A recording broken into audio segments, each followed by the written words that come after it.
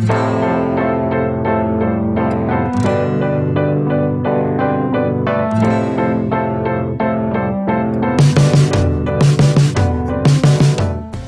morning, everyone. I'm Megan Culp, along here with Scott Micklin. Good morning. It is Thursday, October 1st. We made it to October. We did. Go us. Go us. Go world. Yes. October 1st, week number 29, we said, right? Mm-hmm. Yeah. Okay. Good. Here we are. Welcome, everyone. Good to see you. Now that we got our heads on straight, it's also Thursday. It is also Thursday, the first of the month. So there you go.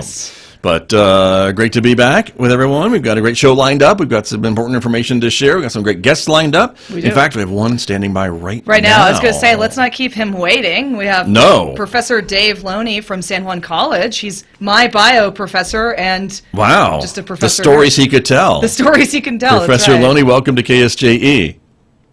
Thank you. Good morning. Good to have you here. How's Megan doing in your class? Let's start out with that right away. Is she doing all right? I mean, we just finished our first of our exams. You know, so far so good, as far as I know, right? So. Oh, okay. Yes. All right. Good. I think so. Yeah. Okay. Well, that's good. Yeah. Well, we appreciate you being on the program. We wanted to talk to you a little bit about your transition, along with a lot of other teachers in the area, college and secondary and primary, moving online, and you've had to do that yourself. Yeah, absolutely. And it was interesting. Would be, I guess, a real understatement. Not only for, certainly myself. This all happened in the second semester of the first year of my employment at San Juan College, and so, whereas I think some of the more experienced, longer-term instructors here at the college, really knew the resources better. I felt like I was like one of the students in a lot of ways, trying to navigate things and get everything converted to an online platform, in the span of about 2 to 3 weeks, right? So it was interesting. Yeah, that's certainly a massive transition. Now, bio is a mix of course, just learning things and memorizing them, but also it's a very lab-oriented class. So what's it like doing labs, distance internet learning style?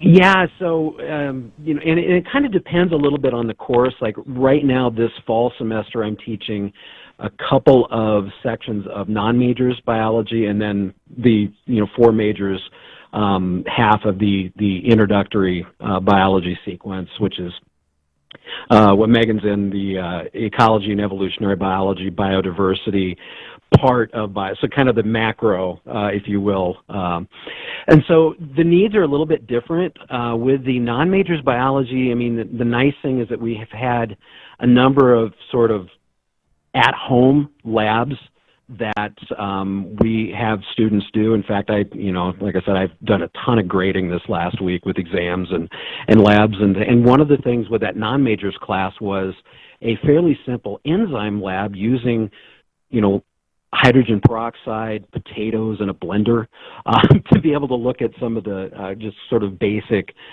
principles of enzyme chemistry and biological molecules. Some of the transition is involved, finding simulations versus actual, lab, hands-on lab experience. I think, Megan, you folks did a simulation of natural selection where when we would have a face-to-face lab, the simulation's a little bit more fun because we use M&Ms and colored backgrounds instead of kind of pretend critters on different colored backgrounds to emphasize the adaptations to environments driving natural selection. So there is a significant amount more of simulations. In the spring there'll be a number of sort of like Excel spreadsheet simulations versus some of the hands-on things. So creativity helps. And being able to find resources that people have put out there. Other instructors have been fantastic about sharing what they have and what they know, and so we kind of are all relying on each other, I think, and particularly in this time. Sure. Very, very good. Well, I'm glad to hear that Megan's doing well in your class, first of all.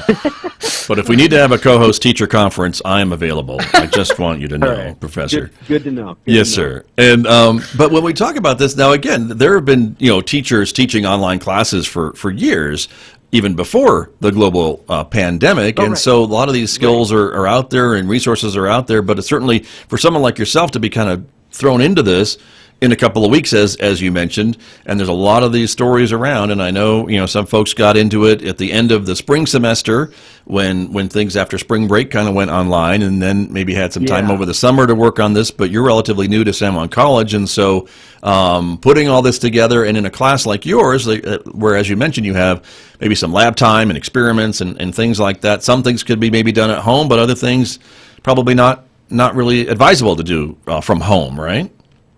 Right. Yeah. I mean, you really sort of have to calibrate and this kind of speaks to the bigger issue of equity and what students have access to. I mean, we are in a place in the world in the country where there is a fairly large disparity in equity and resources and access to resources.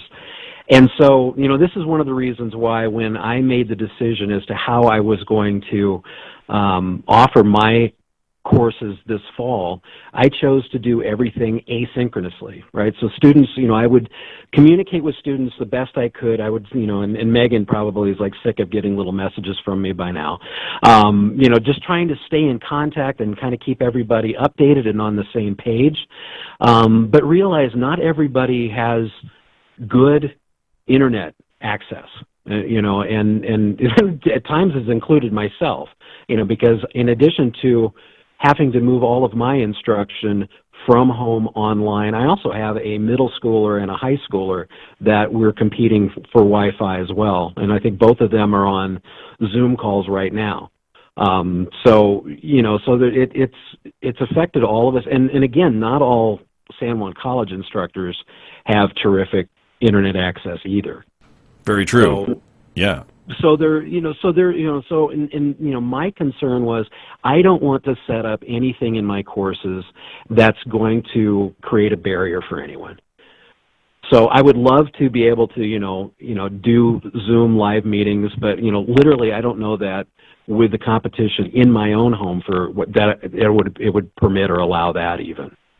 And so if that's affecting me that way, I know that it's affecting students as well.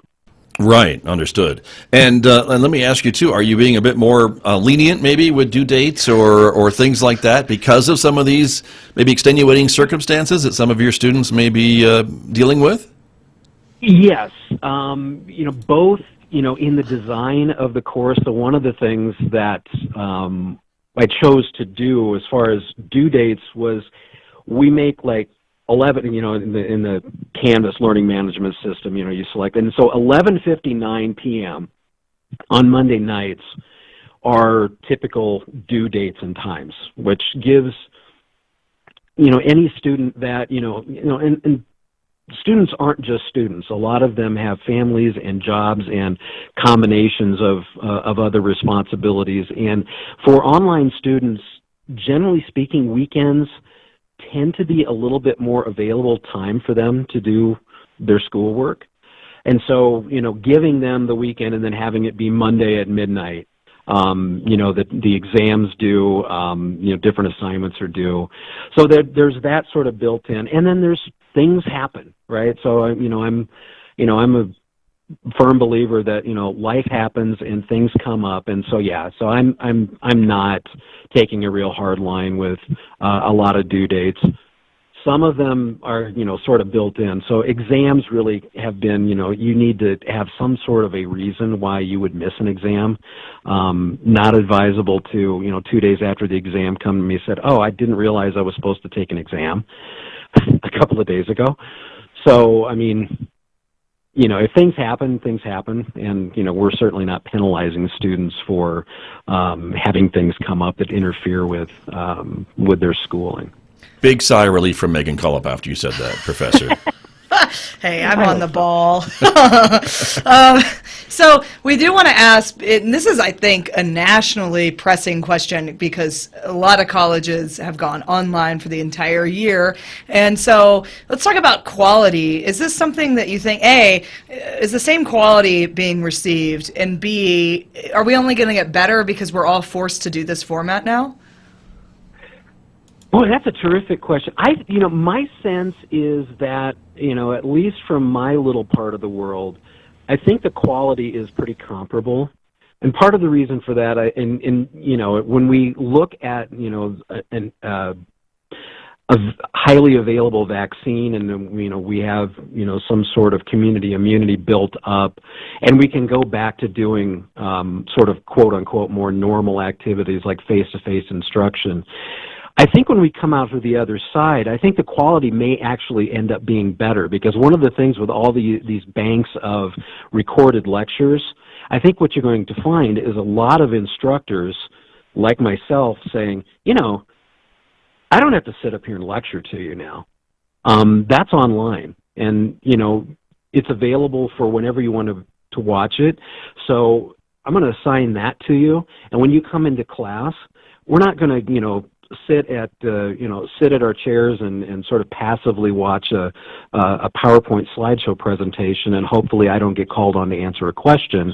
We're going to have discussions now, and I think this could be really enhancing quality. It certainly wasn't by design, but I think maybe an accidental output from this is going to be, we may actually have better instruction on the backside of this than we did going in. At least that's certainly my hope. Yeah, I think that's true, particularly with math and science classes for sure. Require more hands-on work. Well, Professor Dave, it's great having you on today. Thanks so much for calling in. Thank you. It was good. It was my pleasure. Thank you very much for giving us some insights into the work that you're doing for our students here at San Juan College. Thank you. Thank you. You bet. That is Dave Loney. He is a professor of biology here at San Juan College with us this morning, and one of your teachers taking a biology class. Yeah, Good San for Juan you. College. Yeah, Okay. lifelong learner. There you go. That's important. So, perfect. All right. Well, excellent. Well, we Yes. appreciate him calling in. And we have another guest on the phone who we want to talk to. And let's go to the phones again. Our next guest is here from Waste Management. He's the district manager. This is Jose Joe Sanchez. Mr. Sanchez, thanks for calling in this morning. Thank you for having me. You bet. It's great to talk with you. We've wanted to talk to someone from Waste Management about a little bit of some of the ways that your workers' jobs have maybe changed during this pandemic. So I guess let's start by maybe getting us a size, a scope of the Northwest region that you are working with. It's a big area, right? And how many folks do you have working with you? Yes, I do manage 4 different sites: Pagosa Springs, Durango, Farmington, and Grants. We have a total of 63 employees, and it definitely keeps me busy. I would think so. And so, with that being said, what have you?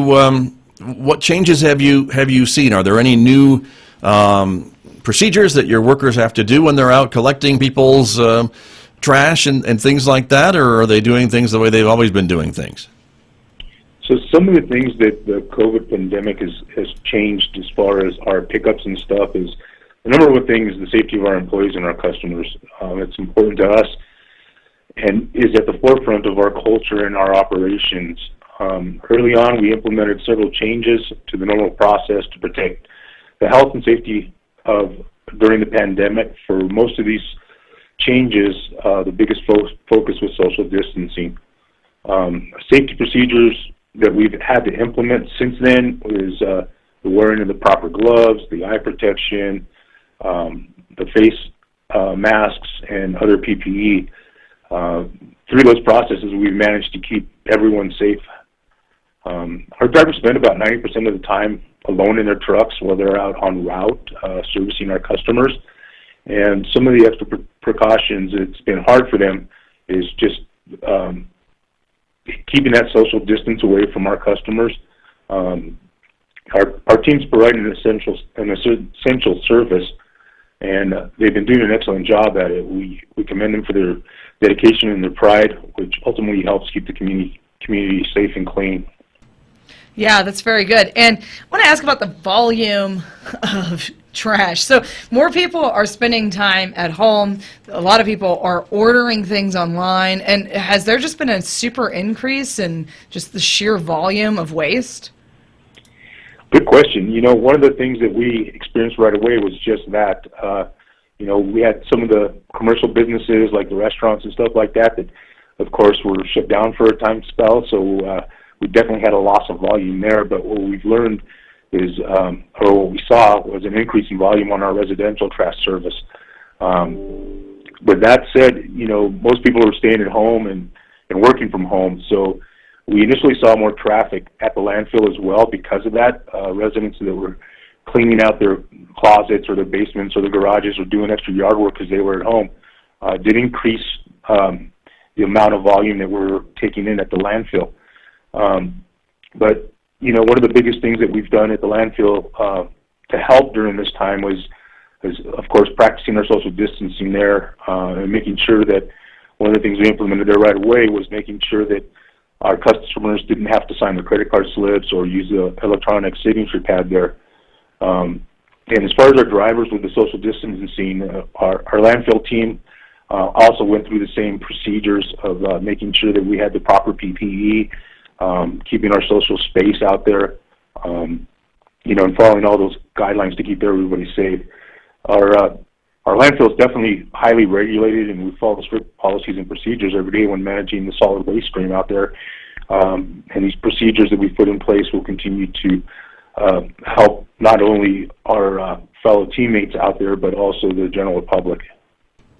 Right, and I know a lot of folks maybe can utilize the landfill. Certainly, if they're a waste management customer, they're allowed to go out there, and if they're not, I think as you mentioned, you can pay right to dispose of things at the landfill. And what about recycling? Have you seen an increase in recycling with all this too, in addition to the trash pickups?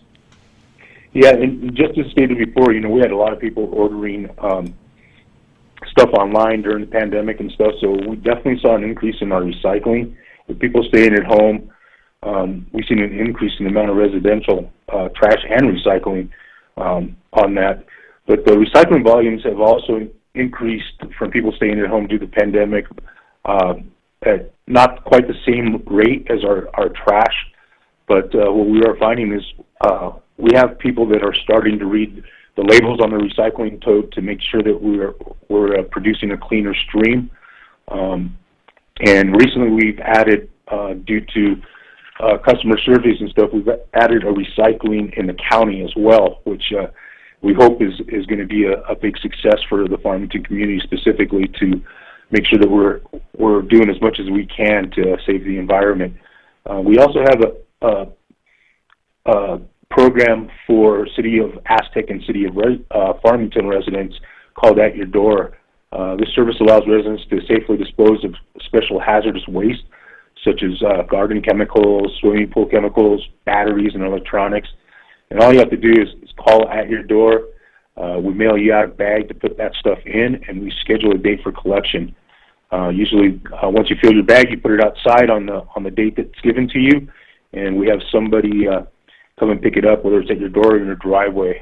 That's been we've seen a huge uptick in that service as well.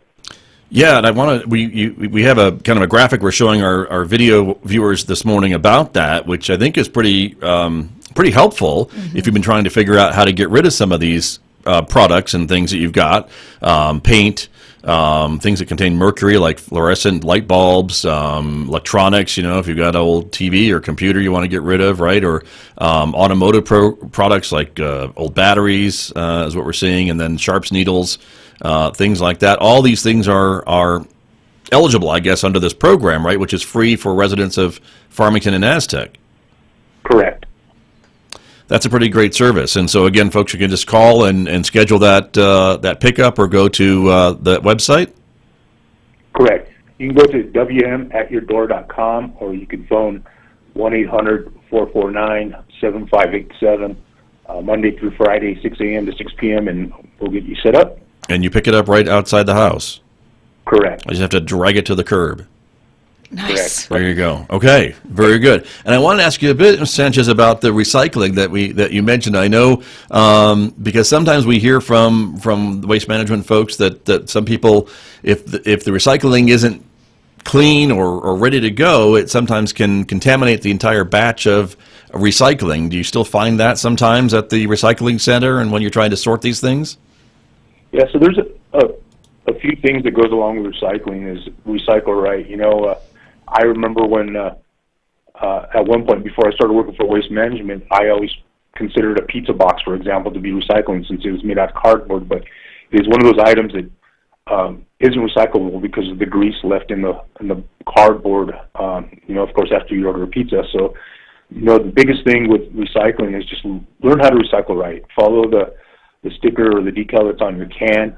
If not, you can also go to our website, wmrecycleright.com, and make sure that item is recyclable. There's 4 basic materials that we accept for recycling. Metal cans such as aluminum beverage cans, steel food cans, plastics. That's one of the biggest things that people think since it's made out of plastic or rubber that it's recyclable. And really to identify that correctly, look for the recycling shape to determine if it is recyclable. Things like water bottles, tubs, jugs, but look for that recycling shape on that. And the other thing that we recycle is paper, newspaper, junk mail, office paper, and cardboard. We ask that if you're going to recycle your cardboard, to please flatten out your boxes before putting them in the recycling cart or in the recycling center here. And I can't stress this enough, but it's important to keep it clean. One of the things that we find, especially when we're picking up a recycling can, is people bag their recyclables and just throw it in there. Due to the plastic bags, whether it's a grocery bag, a trash bag, or whatever you do your recycling in, please just put it in loosely in the tote because those plastic bags, they tend to jam up our sorters and stuff, and then we have to shut everything down to untangle all that plastic stuff out of our work line on that. So that's really the biggest encouragement that I would make everybody is make sure that there's no plastic bags in there, no food, no liquids in there, and make sure that your water bottles are clean and empty. And with that said, we just started the month of October, and Halloween's just around the corner, so I want to make it known that candy wrappers are not a recyclable item as well. Yeah, very good. As you're talking about recycling, both of us over here are like, guilty. Oh, no. Right. We're very repentant over here. Like, for example, we have a Recycle Right graphic that shows you what is not recyclable. And I had no idea that glass bottles are not recyclable, at least in my can. Well, they don't go in your bin. Right. You can take them to the center in Farmington, I know, right, Mr. Sanchez? Correct, yeah. Here's the only place that we have a recyclable for glass because that we do have to sort pre-hand because our machinery, we have a mini MRF, which is basically a sorting facility at the landfill here. But our machinery we have there cannot separate out glass, so we have to separate it out beforehand. So that's why the only facility right now, and it's available for the city of Farmington residents, is here. So you can definitely bring all your glass here. Very good. And I know I've used that for even like large cardboard and things that won't fit into the bin. I can kind of just take them down. You'll accept other recyclables too, but the glass is certainly the one that's not being able to put in the bins at your house. Correct. Is what we're talking about. So very good. And again, I can't stress enough, just make sure that, when you're putting it in your bin at your house, it's got to be in there loosely, not bagged. Or trash is just the opposite. We prefer that you bag your trash just so that when the trash truck comes by and dumps your can, we don't have paper floating out into the streets and stuff. And our drivers, if they see it, they get out and pick it up. But it's really important if you can bag and tie your trash bags. That would really help us out a ton. Good advice. Very good. Well, we appreciate you being on the program today, Mr. Sanchez. A lot of good information, and thank you very much. Thank you for having me. You bet. It's great to talk to you, and again, great advice. So we'll talk to you again soon, but thanks very much. Sounds great. Thank you. All right. Very good. That is Jose Joe Sanchez. He is the district manager with Waste Management here, so learning a lot. I know. About what we should be doing better. Seriously, with the glass bottles. Oh, man. You were the one. Your whole bin then gets, I don't know what they would do with that. But anyway. I am the one, and I am thoroughly apologetic. There you go. So anyway, but two great guests, great information. We appreciate that very much. We have some other numbers to share with everybody as we usually do, and some other information to share with everyone as we usually do. We've been asked to talk a little bit about the flu shot clinics that are been scheduled drive-through here at San Juan College over the next few Wednesdays, I believe. And if I go to the next page, we will see the dates, right? So it's free with insurance, $20 with no insurance, set for October 7th, 14th, and the 21st. Here at San Juan College in front of the Henderson Fine Arts Center. It is a drive-through clinic, so you can just wear short sleeves, drive through between 9:30 and 12:30, and they'll get you a flu shot. Yeah, we both did it yesterday. We did it for San Juan College employees yesterday. It's going to be open to students in the community in the next few weeks, so that's why we're sharing it today. But mark your calendars if you would like to get a flu shot. If you have insurance, it's free. If you don't, it's $20. And they'll be here at San Juan College. Again, this is provided by AFC Urgent Care and Walgreens. Yeah. So they'll be doing that. But yeah, it was a pretty easy process, wasn't it? Easy process. There you go. Super easy process. So there you are. But just make sure you understand that these are the flu shot dates, because we have, of course, the COVID testing dates at the same location at the college. Very confusing. So just make sure you're in the right line for what you want. That's right. I'll never look at a white pop-up tent ever the same way. That's right. Post-COVID and post-drive-through flu shots. Very true. Speaking of COVID testing, we do have a session this evening, 6 p.m. to 7 p.m. here at San Juan College in front of the Henderson Fine Arts Center, same location. And then tomorrow morning here at San Juan College, beginning at 7:30 a.m. until 9 a.m. And so you can get a free COVID test. Again, the state is offering that. They've been doing that for a long time. Right. Is what I'll say. And again, it's important, as we know, to try to track down where these outbreaks are happening and to know kind of where we're seeing them. And we're seeing a lot more cases in our state, which we'll talk about in just a moment. So that's a concern. Yes. We look at Johns Hopkins and we can see the national numbers and what things are happening across the country and across the world. Yes. So our total confirmed U.S. cases are at 7,237,043. A lot of people. A lot of people. We are just ahead of India. Right. Which of course, population-wise, they are way bigger than us. Right. But they have 6 million cases. So, yay for us. And then we have U.S. confirmed deaths at 207,008. Right, as of today. And so, again, that's Johns Hopkins keeping track of all that. So the numbers are where they are. As we can see kind of that lower graph for our video viewers this morning, we saw a peak earlier in the year, maybe around middle of July. It's kind of calmed down a little bit, but now kind of peaking back up and a little, so it's just we're watching those trends to see where things are going. Speaking of trends, we've got San Juan County numbers. Again, thanks to our friends over at the county for compiling these. These are averages coming in, and we can definitely see the concern for the state number in the kind of magenta color there, the top line, as it's going back up and kind of sharply. A really big increase here for the state of New Mexico. The other two lines are Navajo Nation in green and San Juan County in blue, and both of those are on their way back up as well, although certainly not quite as sharp of an increase, but a concern, I know, for folks. And certainly the state is watching that top line. We're not, again, as high as we were back in mid-July or end of July, but certainly it's heading in that direction. So we were concerned about that. And the San Juan County numbers, again, the yellow line on top for cases, the blue line with deaths. We haven't seen as many deaths, thankfully, in the county. Yes. But our cases are on the way back up again, as you can see that little uptick there within the last week or two. And so we're watching that carefully as well. Again, not as high as it was back in May when we were at our peak in San Juan County, but we certainly want to keep doing what we should be doing, following the public health guidelines and keeping these cases as low as we can.